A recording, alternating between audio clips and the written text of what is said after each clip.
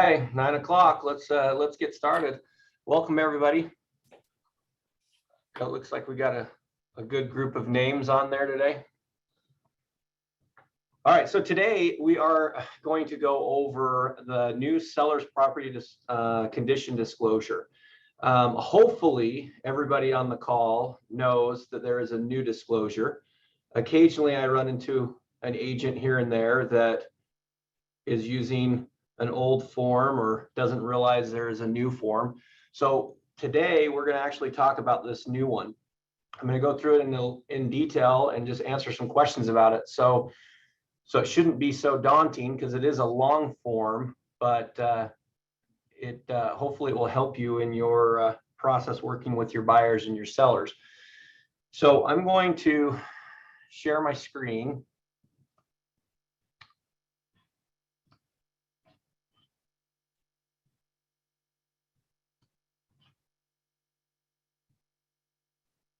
All right, can you see that, everyone? Yes, we can. Yep. We can magnify it up a little bit. Actually, oh, that's better. That better? Do that one more time. One more time. That's better. All right, good. We can see it now? Yep. Okay, so just a little background on this. I was doing a little research on it, and I found on our legal library on the UAR some really great information on this. And one thing they said is, and you guys probably are aware of this with different forms, but forms get changed and added because of circumstances that are going on in our market right now. And this particular form, they said they actually found they were getting a lot of problems with disclosures, specifically around water rights and water stuff. And so they brought this up specifically to address those issues.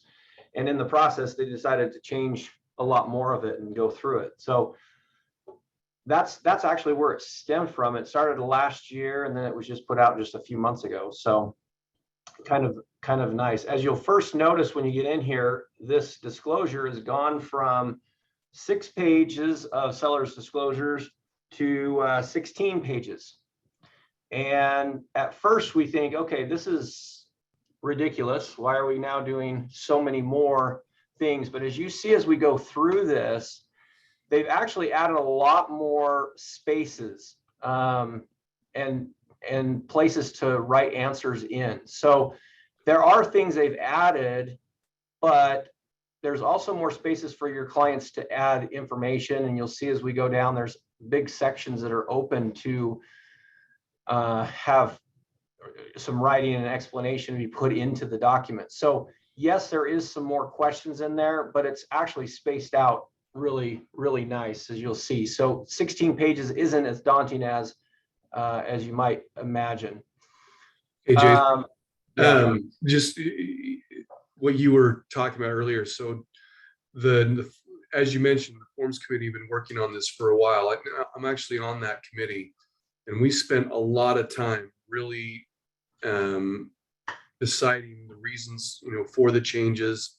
Because anytime we're creating these types of forms, we definitely are trying to condense it as much as possible. At the same time, make sure that the form is as not only user-friendly, but is going to accomplish a neutral role, meaning that both, whenever possible, the buyer and seller are each equally going to benefit from it. So yes, the increased pages here occurred because what was often found, a lot of sellers claim they never had enough room to disclose everything, or many times there were things that didn't apply, they didn't know the answer, so really took a lot of time and effort trying to make this format the way it is. Yeah, so a lot of work done on it, and there's some really good stuff as we go through. If you have questions, please jump in and ask your questions as we go through. But I've highlighted some of the differences. As you'll notice in here, this notice is to, it's, the first part is similar to the first one we had, but they've added this second section I put in yellow here. It just says if the buyer's agent, brokerage are providing this document to an unrepresented seller. So we've had a lot of questions on, I'm representing a buyer and I'm going up against a for sale by owner. Can I give them the documents to fill out? This is where it's stating that we can give it to, and this is seller acknowledges and agrees that the buyer's agent, brokerage represents solely the interests of the buyer. The seller acknowledges that the buyer's agent, brokerage has advised the seller that the seller is entitled to be represented by a real estate agent that will represent the seller exclusively. The seller has, however, elected not to be presented by a real estate agent in this transaction. The seller further acknowledges and agrees that all actions of the buyer's agent, brokerage, even those that assist the seller in performing or completing any of these seller's contractual or legal obligations, are intended for the benefits of the buyer exclusively. So this is where it's going to spell out that if they're choosing not to have representation, that's solely on them and not us giving them this document to fill out. So that was added in there to protect us through this process. Then if you go down to the seller instructions to the sellers, I always like to make sure the seller reads anything that they put in bold. Obviously, if they put it in bold or capital letters, they want to make sure that they're emphasizing it. I just make sure that your client reads these sections so they don't come back and say, well, I was never told this, or how do I fill this out? This is instructions. This is how it's supposed to be filled out. So I'm going to read this first section here. Seller is obligated under law and under REPC section 7A, regardless of occupancy, to disclose to the buyers defects in the property and the facts known to the seller that are materially and adversely affect the use and value of the property that cannot be discovered by a reasonable inspection by an ordinary prudent buyer. So this is our obligation, or the seller's obligation, to make sure that these are being disclosed. So the biggest thing with these sellers disclosures and what they're meant to provide for us is kind of a jumping off point. It's a place to give information, and then if the buyer has more questions, they can go into more details. They can do more inspections. They can do more, ask more questions to get the details they want. This is to provide a jumping off point for them in here. And then one thing to keep in mind here, this is section 7A. So I'm going to jump out of this one real quick and just go into, I'm going to go into the REPC. So I want you to see this real quick.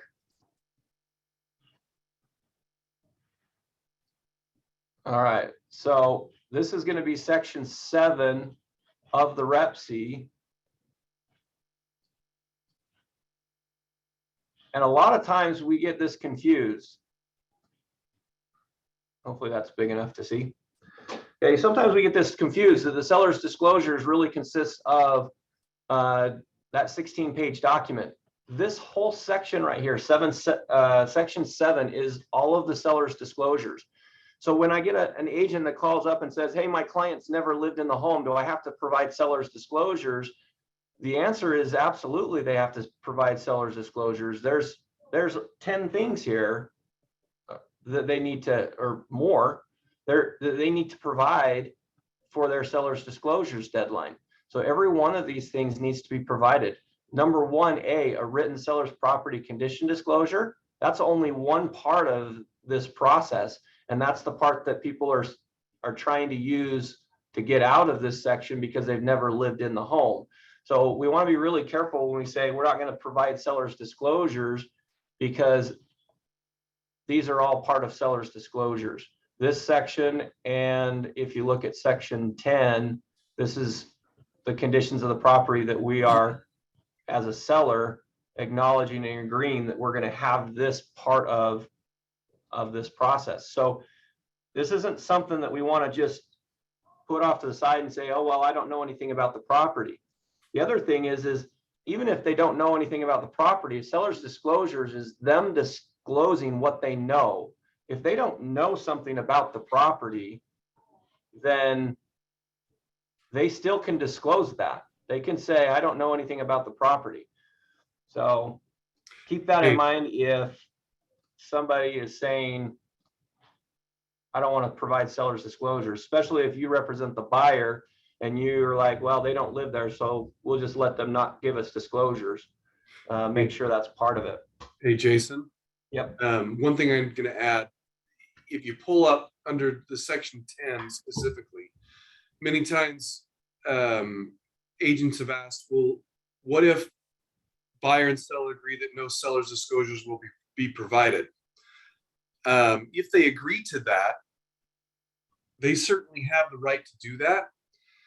The one thing that needs to be also understood here, 10.3, this section is even if buyer and seller agree that, hey, no seller's disclosures are going to be provided, that doesn't give the seller a free pass that they don't have to disclose any material fact that they know about the property. That's the part that is often misunderstood. And so if the seller did happen to know some material facts about the property and chose not to disclose them because buyer and seller agreed that the information was not going to be provided, if there was something wrong with the property and the buyer ended up suing the seller about this issue, and the seller were to come back and claim, hey, we agreed that no seller's disclosures were going to be provided. Okay, well, that still doesn't take away your obligation to disclose any known material fact. So there's we need to make sure we have a distinction among those two things. And then Jeanette's got a question here. Do we still need to use the other documents stating they are unrepresented? If you're talking about the unrepresented disclosure, Jeanette, then yes, that is the disclosure that talks about that's their agency disclosure that is what that's being used for. So you would always need to use the unrepresented buyer disclosure. Yeah. So this is just so that we can provide the seller's disclosures to a client that you're not representing. So I hope everybody knows that providing forms to somebody you're not representing can imply agency for them. So don't be giving away all the forms. This one is one that we're specifically putting in this disclosure, this disclaimer that's saying that I might not represent you, but I want you to fill this out. So from a buyer's perspective, you want this filled out. So it goes down, and this is the rest of the instructions for the sellers. This is one that this whole section right here, it's not very long, but the reality is most sellers aren't reading these forms, and so they're asking lots of questions. I would suggest as an agent, you at least read it so that when you're explaining it to them, it's easy to explain. This is what you need to do. This form is set up very, very easy. We also have it in dotloop where you can send it online and they can click them online. So there should be no reason that things are missed in the seller's disclosures and they're not disclosed. Okay, so we're going to go through this, and some of these haven't changed, and so we're just going to kind of blow through the ones that haven't changed, but we'll play a little bit longer on the ones that have changed.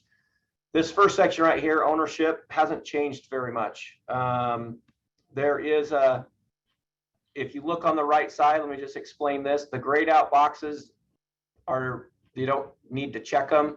The white boxes are where you're going to check. So does the seller currently occupy the property? The answer is a yes or a no. Those are the only two answers you can. We should be able to go through these and be able to check most of the boxes, or NA. In our last seller's disclosures, they didn't have a box for NA. You had to write that in. So this is a little more clear, where if it's not applicable to it, you can check that. There was, in this section right here, there's been some confusion that people have asked me, if no, why am I explaining no? But I want you to look at this real quick on C. Is the property or any portion of it currently being used as a rental? The answer, yes or no here. Okay, if the answer is yes, then we're going to move on to these sections right here. If the answer is yes to your knowledge, does it comply with local zonings and restriction covenants, if any? So that's going to be an answer here. If no, so this is directly referring to, does any part of the property or comply with these local zoning and restriction covenants? So you're going to be, if it doesn't, then you're going to explain that here. So that was the question that I've got a few times for the no's. So that's on section 1, ownership. Section 2, the biggest changes is now they've added were any permits issued or any permits closed. So there's 2 different types of permits you're getting. If you can go out and you can apply for a permit and it get issued, but if that permit hasn't been signed off on when it's completed, then it's a permit that's still open and it's not a closed permit. So these are 2 distinctions between this. If you're going to do any changes in your property, were there permits issued? Or are they closed? They can answer that. Okay, now it's going to go into 3 different sections. So if you look here, you got A, B, and C. Okay, A is, have they done any remodeling work? Them personally. Okay. Number B is former owners. Do they know of any structural changes or any altercations from former owners? So that separates those 2. And the last one is property managers or tenants, any structural changes. So there are 3 different sections about when they were fixed up or permits pulled or what was done to the property. So it gives them a little bit more of a chance to explain, hey, we didn't fix we didn't change the addition, but the previous owner did, and this is what we know from them. Remember, if you don't know what it is, then you're not disclosing things that you don't know. You're not creating new things. Okay, if you have any questions as we go through it, either type it in there and Rob, you can see them, or just unmute yourself. So I'm just going to keep going through them just so that we know. Use of property, number 3, that hasn't changed. Just a little bit more space that you can put in there. That's the same as the last one. Number 4, the changes on this are when it talks about permits issued and permits closed. So a permit has been a big topic for disclosure. Has things been issued or not issued? And so you'll see that throughout these disclosures quite a bit, whether they know of an permits or if they're closed or not. So that's the same thing with this roof. They know anything and they've pulled any permits for it. That's what that's referring to. Number 5, they've added this section, poor phone reception and internet. All of you have probably been aware of this in different areas of the valley, different homes. Some services don't work very good. And so now they put it in the seller's disclosures to, really give them an understanding of this is your experience through that, so that was in addition to number 5, poor phone reception internet. Okay. Number 6 and 7, we're going to start talking about a little bit about the water. So they've added quite a bit of stuff into the water section. Like I said before, then they first started to, and Rob probably was part of this, when they first started doing this, there was a lot of water issues coming up in disclosure. So that's one of the reasons they got some of the water people involved. So number 6 is talking about culinary water, so your regular water source to your house. There's 3 different sections. Each section, if applicable, you're going to be filling it out based off of what is happening with your current property. So this first right here, government entity, city, town, water district, this is where most people are going to be in for their water. They're going to be talking about, my government entity water service provider is West Jordan City. And are you aware of any past or present problems with the water service provided by the government entity? No or yes. And then you can describe those. So this is where most people are going to be, is in this government entity. But occasionally you'll be in a place where a water company owns your culinary water. Every seller that you're working with should know where their water is coming from. So if they don't know, that's something that they're going to want to investigate. And then the last one is private water rights or wells. So this is specifically talking about their culinary water area, where they're drinking water. So you're So not going to Jason, have to fill where out. this, Go ahead. I was going to say, where this section really came to what it is. It's, remember, this document is intended to be used for the entire state. And so, like in southern Utah, this is where, or other like farming communities up north, the water issues were always big problems for disclosure. And so that's what really caused this expansion of this subject, dealing with those other areas outside of the bigger cities. Yeah. Okay, so that's this section right here. 6 is all about the culinary water. Then we're going to move into irrigation and secondary water. A lot of places have secondary water.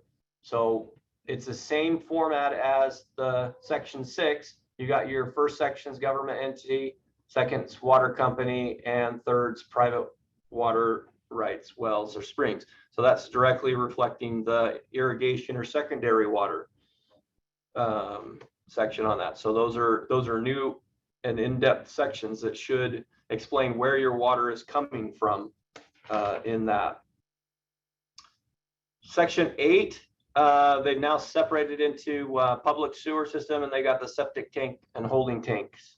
So they're separate on that, so you can disclose them differently. D, sewer line, lateral line, septic, holding tank line, to your knowledge.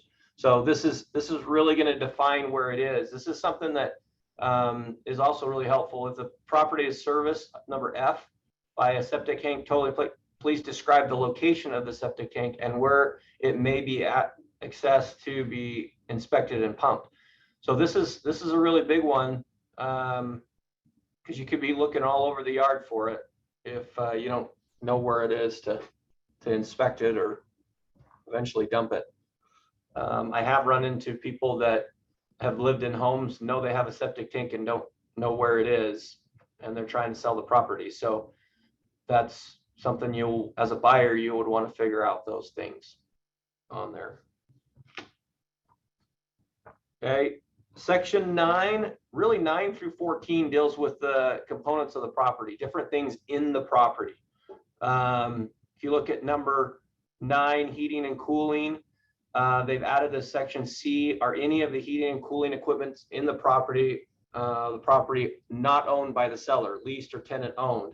If yes, please describe the equipment. I had an agent last year in our office that they sold the property. On the contract, it said that the refrigerator was included. When the buyer showed up, there was no refrigerator. So obviously the buyer was upset, and they came back and said, hey, you guys had a refrigerator, and it came that the refrigerator was actually the tenant's, and the tenant took it, and the seller was not, they did not own it. They did not own it. So in the rep sheet, it says presently owned and by the owner was included, which it wasn't included. So this is where this could be defined, and it wasn't defined before. So you can see that would have been a really frustrating thing for the buyer, thinking that we're getting a refrigerator. And then when it ultimately came down to it, the tenant took their refrigerator. So those are good questions to ask your clients too when they're filling them out. Do you own these things? Number 10, equipment. This is talking about the things in the home. If we know of any problems up there. 11 is the appliances. Nothing's changed on this. Fireplace and stoves. Okay, interior features, it hasn't changed. And exterior features. So those are 9 through 14 are specifically to the house and what's going on in the house. They're really asking about, they've added spas, hot tubs, sprinkling systems, all the things. It's really a place for us to describe any issues we have. It also is a good place if they read through them to jog their memory on what they remember about the house that they're living in. So I know a lot of people think, oh, I don't know, I don't think there's been a problem. And then as soon as they start looking into stuff, they're like, oh yeah, I did have a problem there. And so we want to make sure that we're trying to help them through that process.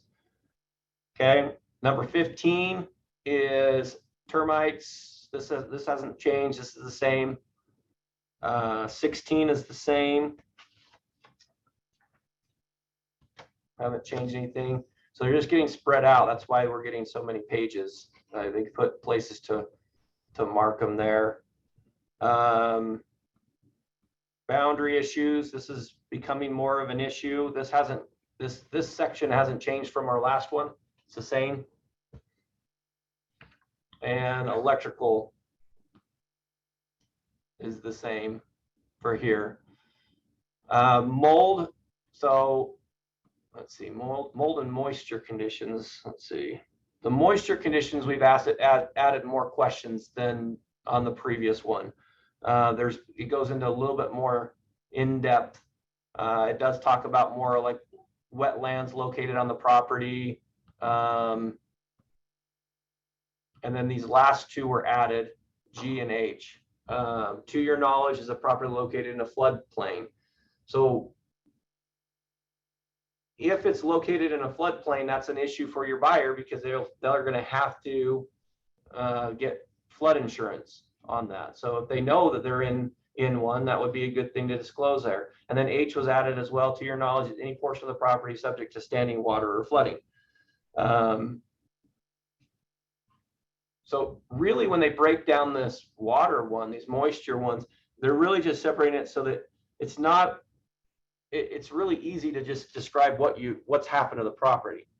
However, when we get down there, I'll show you where we can actually write more information down. But they're really wanting to make these seller's disclosures easy for them to fill out. So it's a matter of just reading them and then answering the questions that are provided there. I find that most questions come because they just are skimming through it and they're not reading the questions and answering them that way. Hazardous conditions hasn't changed. Homeowners Association, this one has added some new stuff. If you sold any properties out, I know specifically out in Harriman and those areas where they're now the property has multiple HOAs now. So this is a place for them to describe what's going on here. If it's part of an HOA, is it part of multiple HOAs? You know, is the HOA payment frequency, and what does the utilities or services include? This is where the seller should be describing what is included in their HOA. D, this is where they talk about the transfer fees, community enhancement fees, change of ownership fees. Does the HOA charge such fees? So this is something that, you know, if they don't know, this is something that we need to find out about. So I always caution agents that when an offer comes over, everybody's looking for as quick a dates as possible. When you see a seller's disclosure deadline that's 1 day out or 2 days out, I want you to think about that, because that's your obligation as a seller's agent to make sure we get all of this stuff back and all of this information to the buyer before that deadline is up. So if they come back and they say, well, we're going to have a 5-day due diligence so we can hurry really fast, and we want to give you a 1-day seller's disclosures, and you don't have all this stuff ready to go, you're setting yourself up for a very stressful evening and possibly a default on your seller's disclosures, which is not good. So some of these questions might take some time for them to remember, because I know in some communities, the double HOA is actually moved into one HOA and paid as a one part, but it's really actually 2 HOA fees and 2 different directions. So just make sure you're aware of those things. Rob, you have anything to add on the homeowners thing? Not much, other than the fact of the same issue that still is existing, is where we've had several times where either the owners don't know that there's transfer fees, even you've contacted some of the HOAs and they haven't received notification, and all of a sudden they go to settlement, and either there's a transfer fee or a special assessment fee that is tied to the property. And this was something, it could have been a meeting, an HOA meeting that occurred 2 years prior, and the seller just ultimately forgot. So just the only thing I can advise is do your, take the effort to investigate, ask the questions, call, ask the title company, ask the HOA board if there are these fees, or if there's any special assessments or anything, and what those are for, and when are they due. The key thing specifically when talking about the special assessment is, let's say the assessment was issued 2 years ago, but it's not due in full for another 2 years. So these delayed things end up being really kind of the problem. Yeah. So just, like I said at the start, this seller's disclosures needs to be a jumping off point for more questions, more investigations. So don't just blow over them as a seller's agent and say, oh, just fill them out and I'll send them to the buyer. Make sure that they're filled out right. And then as a buyer's agent, make sure you're going through these and you're looking at them saying, is there anything that we need to look more into? Like, is this something that I need more information on? Like this, I've seen lots of transactions going to closing, and then the lender says, oh, you guys are in a lawsuit or litigation. We're not going to loan on this property. So, things like that can really save a lot of headaches if we find out soon enough on there. 23, public infrastructure district hasn't changed. Unpaid assessments hasn't changed. Insurance, this section right here changed a little bit. Buyer is advised to seek a comprehensive loss underwriting exchange clue report regarding any insurance claims made on the property. So this is basically a report you can go get that will tell you what claims have been made on this property, just to make sure that that everything's being disclosed and what actually happened during the process. The reason for that is, and when I was listening to the legal department talk about this section, there's certain things that insurance can help fix that are under stigmatized issues that don't necessarily need to be disclosed, like a death in the home or something that's happened in the home. This clue report can help shed some light on that, since if it is stigmatized and it's not disclosed directly, this can help you guys figure that out. So if there was a claim but there's no information on it, that might be worth getting. That was something new they added into section 25. 26 is the same. 27, this was added to our last seller's disclosures, and it's just going through your solar panel system to make sure that who owns it, and is there an agreement in place, and that hasn't changed from our last one. Alternate additional power sources hasn't changed. Okay, section 29, this is where it adds a lot of clarity to what we're trying to do. So you can see, please disclose or any additional material information that you are aware, and or please just clarify any disclosures made above. So this is a big blank section to go into more detail. So instead of coming up here and saying, oh, I've got to write all this stuff and they can't fit it all in this section, they might want to write whatever's happened down here so that it's being disclosed. So this whole section right here is just so you can clarify what's being set up here. So you can write a little bit up here, direct them down here, and write more. So you're not trying to, write all over the place in here. It's trying to make it a little bit easier for you to disclose the things. Square footage is the same. Remember to put where you found your square footage. Check that box. This foreign investment, the FERPTA, this has changed a little bit. This is actually, I think, a good change, because this is one that we would find a lot that our sellers would miss the checkbox. So now they've made it so that at the bottom here it says seller warrants and represents the buyer that the seller is not a foreign person as defined in the Internal Revenue Code and its associated regulations unless checked below. So basically it's saying unless this is checked, they're not a foreign person. And then if they are, seller warrants and represents the buyer that the seller is a foreign person as described as in the IRS and the associated regulations. So before we had 2 boxes, you had to check yes and no, and that was one we always had to flag and say, hey, go back and do an addendum to your seller's disclosures so we know if they're part of this or not. Now they just need to make sure that if they are, they're checking the box here and disclosing that. Verification by the seller. Seller understands and agrees. The seller will update this disclosure form if any information contained here becomes inaccurate or incorrect in any way. So if they come back and they say, oh, I forgot to disclose something, they actually have, and I'm going to show this to you. So before we would do the last place of this last page of the seller disclosures, we would disclose more. Now we have this form here, which is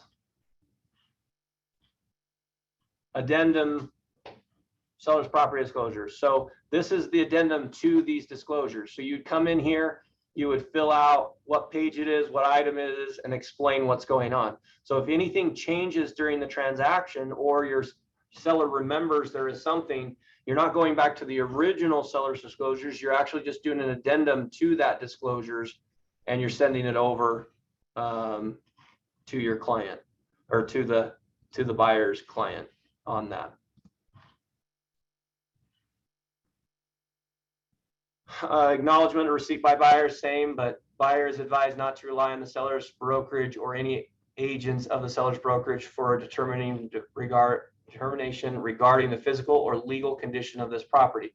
So this is one question I get a lot, that, you know, my buyer doesn't like these seller's disclosures.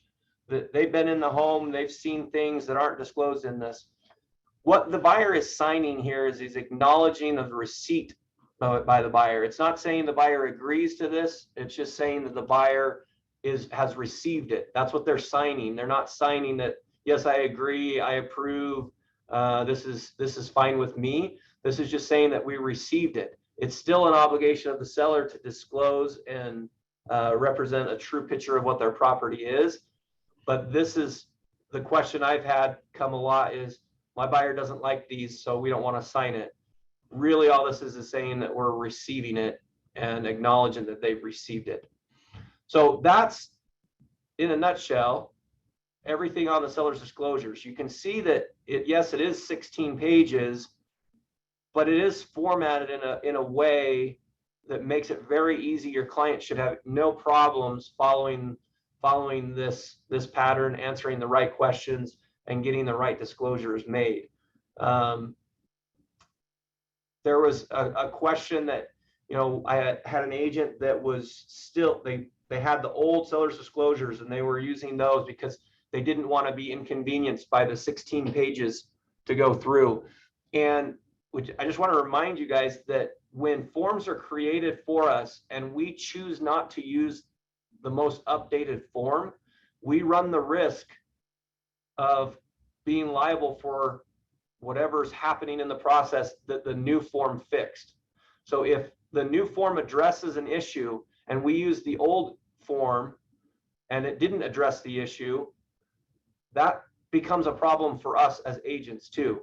So I look at these seller's disclosures as 2 things. One is, this is the opportunity for the seller to make sure that they don't have any problem selling the home and any lawsuits or anything coming back from it because they've disclosed everything they know about the property. But it also helps for us that if we use the right forms are there to protect us and to protect your client. So use those right forms. So that's the whole form. I'm going to open it up to questions. If there's any specific questions about this form or anything about seller's disclosures, let's take a few minutes here and talk about those.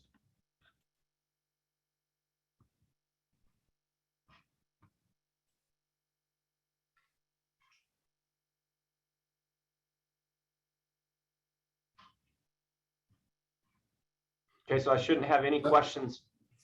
Rob, we shouldn't have any questions regarding the seller's disclosures moving forward because I think everybody has got them all down. It sounds like you did a fantastic job. You've answered every question that people are going to have. So it's all good. Okay. I was going to say you explained it pretty well.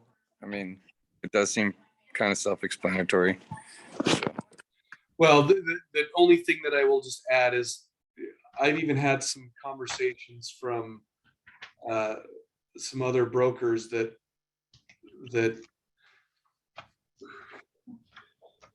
I'm trying to say this carefully. Our world has become far more litigious. Let's just acknowledge that. Whether we represent the buyer or the seller, the party that feels that they are wronged will never want to take responsibility for anything that they ever did. So meaning, let's just say the buyer feels like they were wronged, and maybe they were, maybe the seller didn't disclose something they should have, or maybe the seller did disclose what they should have, but the buyer didn't take the effort to investigate the property anymore. Regardless, my experience has been that the parties are looking to put the blame on somebody else. So that party may look for us to be the person to blame. They may look for the other client for the person to blame, but they're going to look for somebody to blame but themselves.